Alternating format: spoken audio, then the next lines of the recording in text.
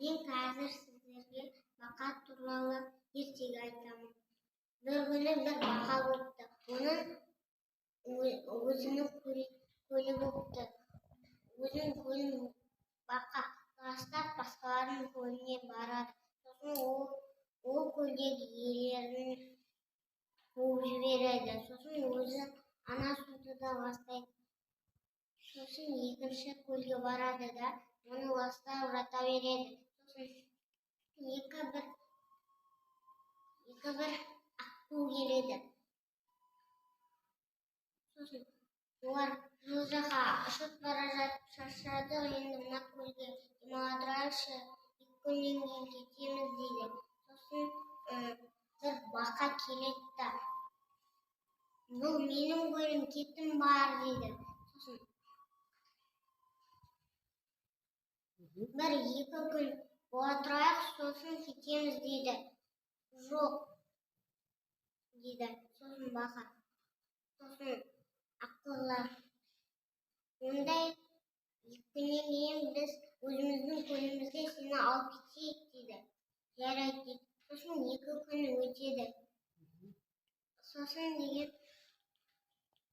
кел, мұны бізге жармас дейді. Сосын олар өзімен бірге алып кетіп барады.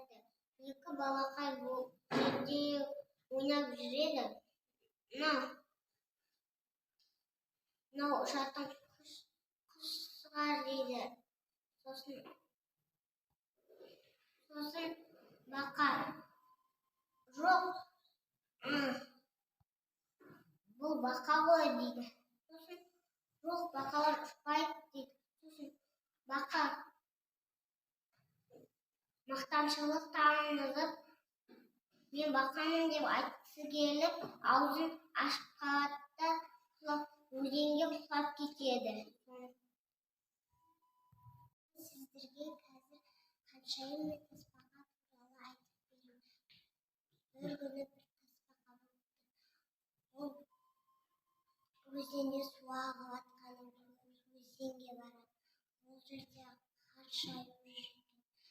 Ханшайым айтады, мен тасбақамын, қайда жүргенімді өзің білесің бе дейді. Мен өзім білмеймін, адасып кеттім үйімнен дейді. Мен сенің үйіңді тауып беремін деп айтып, үйін өзі таба алмай қалады.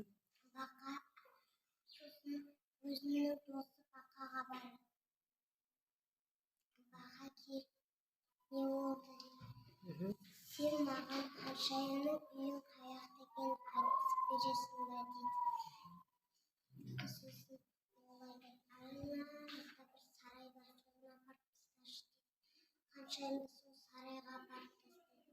Ол сарай судың үйі болып, тасбақаны өзінің суына салып қойып,